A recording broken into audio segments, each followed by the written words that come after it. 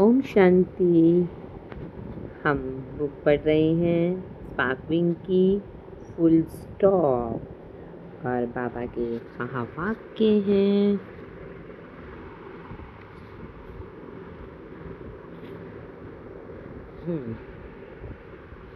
बाबा कहें, जैसे जिस्मानी मिलिट्री को मार्शल ऑर्डर करते हैं, 1 सेकंड में जहाँ हो जैसे हो वहाँ ही खड़े हो जाओ।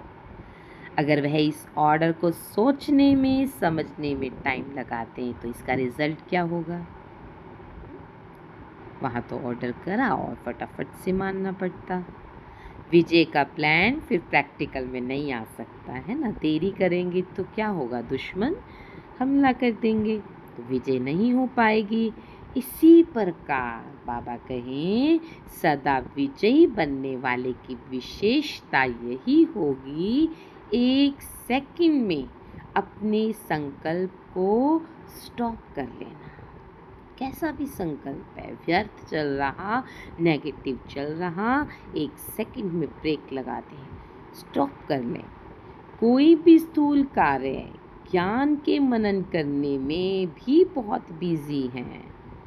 बाबा कहिए, अगर आप कोई स्थूल कार्य कर रहे हैं जहाँ बुद्धि भी यूज़ हो रही, स्थूल कर्म इंद्रियाँ भी यूज़ हो रही है ना, या फिर ज्ञान का मनन चिंतन ही क्यों न कर रहे हो, लेकिन ऐसे समय भी अपने आप को क्या करना है, 1 सेकंड में स्टॉप कर लेना है ना। अभ्यास बढ़ाना है, करते चलना है अभ्यास, है ना।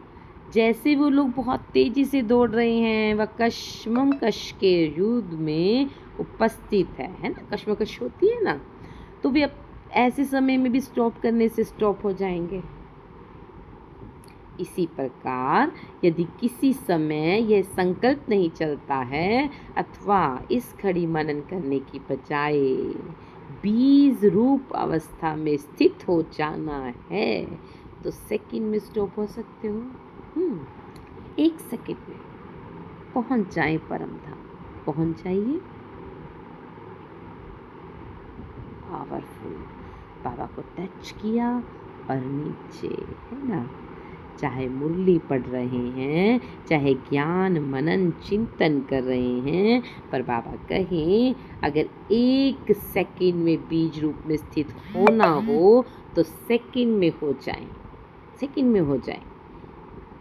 ऐसा प्रैक्टिस है, ऐसा अभ्यास है ना। क्योंकि तो लास्ट अंतमति सुगति है ना, तो ऐसा ही समय आएगा। तो जैसे स्थूल कर्मेंद्रियों को 1 सेकंड में जैसे जहाँ करना चाहे वो कर सकते हैं, अधिकार है ना उन पर। अभी सबको कहा जाए हाथ ऊपर उठाएं अपना दायां, 1 सेकंड में उठा लेंगे, सोचेंगे। ऐसे ही बुद्धि के ऊपर, संकल्पों के ऊपर भी अधिकारी बने हो। अधिकार है, जैसा कर्मेंद्रियों पे अधिकार है। अगर कहीं आंखें बंद कर लो तो झट से कर लेंगे ना। ऐसे बुद्धि के ऊपर भी कहीं कि 1 सेकंड में स्टॉप हो जाओ, सब कुछ समेट लो, सारे संकल्पों को तो समेट लोगे। है ऐसा अधिकार। फुल स्टॉप करना चाहो तो कर सको। क्या ऐसा अभ्यास है? बाबा पूछ रहे हैं कि फुल स्टॉप करना चाहो तो कर सको। क्या ऐसा अभ्यास है? विस्तार में जाने की बजाय 1 सेकंड में फुल स्टॉप हो जाए, ऐसी स्थिति है? समझते हो? पूछना जरा सभी अपने आप से ये क्वेश्चन आज पूछना। जैसे ड्राइविंग का लाइसेंस लेने जाते हैं तो क्या करते हैं वो, है ना, जानबूझकर उनसे पहले तेज स्पीड कराते हैं, फिर एकदम से क्या कहते हैं, ब्रेक लगाओ, फुल स्टॉप लगाओ। ये भी प्रैक्टिस है ना, है ना। धीरे धीरे, एकदम तो नहीं होती है प्रैक्टिस। जो एक्टिवा सीखते हैं ड्राइविंग के लिए या कुछ सीखते हैं ड्राइव करना, तो एकदम से प्रैक्टिस नहीं होती, पर बार बार प्रैक्टिस करने से प्रैक्टिस हो जाता है, सहज हो जाता है, वो नेचुरल हो जाता है वो सब कुछ। तो इसी तरह मुझ आत्मा को भी ऊपर नीचे प्रैक्टिस करनी है, संकल्पों को स्टॉप करने की, फुल स्टॉप। तो अपनी बुद्धि को चलाने और ठहराने की भी प्रैक्टिस करनी है। जहाँ चलानी है चलाएं, और जहाँ ठहरानी है, माना संकल्पों को स्टॉप करना है, तो मैं आत्मा स्टॉप कर लूँ, विस्तार को सार में ले आऊँ। कमाल तब कहेंगे जब ऐसे समय पर 1 सेकंड में स्टॉप हो जाए। ऐसा समय, माना ऐसी परिस्थिति हो और 1 सेकंड में स्टॉप हो जाए। निरंतर विजयी वह है जिसके युक्ति युक्त संकल्प हों, युक्ति युक्त बोल हों और युक्ति युक्त कर्म हो, है ना। ऐसा नहीं जो भी मन में आ रहा है सोचे जा रहे या फिर बोले जा रहे, नहीं, युक्ति युक्त हो सब कुछ। और जिसका एक भी संकल्प बाबा कहे व्यर्थ ना जाए। कौन है ऐसी आत्मा? निरंतर विजयी, निरंतर, सदैव के लिए। वह तब होगा जब यह प्रैक्टिस होगी। मानो कोई ऐसी सर्विस है जिसमें फुल विजयी होना है, तो ऐसे समय भी स्टॉप करने का अभ्यास करो, है ना। कोई विघन आया है और उस पर जीत पानी ही है, तो क्या करना होगा? पहले से ही उसकी प्रैक्टिस करनी है, फुल स्टॉप करने की, है ना। ये महावाक्य हैं 28 जून 1973 के। आगे बाबा कहते, बाबा के महावाक्य हैं, लौकिक रूप में भी हद का रचयिता अपनी रचना को दुखी व तड़पता हुआ नहीं देख सकता। तो आप क्या हैं? अभी तुम भी मास्टर रचयिता हो ना, है ना, क्योंकि रचयिता तो एक ही है, सर्वशक्तिमान। हम सब बच्चे क्या हुए? मास्टर रचयिता। अथवा ये बाप का ही काम है या आपका भी काम है? कौन से काम की बात करते बाबा? रचना को दुखी और तड़पता हुआ ना देखना, उनकी हेल्प करना, उन्हें उनके विघ्नों को हरना। तो जब आप लोग भी सभी मास्टर रचयिता हो, तो मास्टर रचयिता अपनी रचना के दुख के विलाप व तड़पन को कभी देख नहीं सकेंगे, नहीं देख सकेंगे। बाबा कहे उस समय उन्हें कुछ देना पड़ेगा, है ना। जो तड़प रहा है तो उसकी तड़प किस लिए है, उसको परखना है। तो उसको अगर शांति के लिए तड़प रहा है तो उसको शांति देनी पड़ेगी। अगर अभी से स्टॉक इकट्ठा नहीं करेंगे, जो कमाया उसे खाते और ख़त्म करते रहेंगे, तो उन्हें क्या देंगे? सारा दिन योग किया और अपने लिए फिर उसे यूज़ कर लिया। बाबा मेरा ये कार्य नहीं हो रहा, है ना। अपने ही किसी कार्य के लिए, विघन नहीं, कार्य के लिए, हैं जिसमें स्वार्थ छिपा है, ऐसे कार्य के लिए योग भट्टी करना, तो ख़त्म हो गया वो सब। तो दूसरों को बाबा कहते क्या देवेंगे? अब अपने पोता मिल को देखना है। अभी के समय प्रमाण मास्टर रचयिता को कौन सा पोता मिल देखना है? बाबा ने कहा पोता मिल देखना है। आगे बाबा पूरी डायरेक्शन देते कि कौन सा पोता मिल देखना है, एक तो पोता मिल जो हम रोज़ देखते कि कितना बाबा को याद किया, चार्ट निकालते।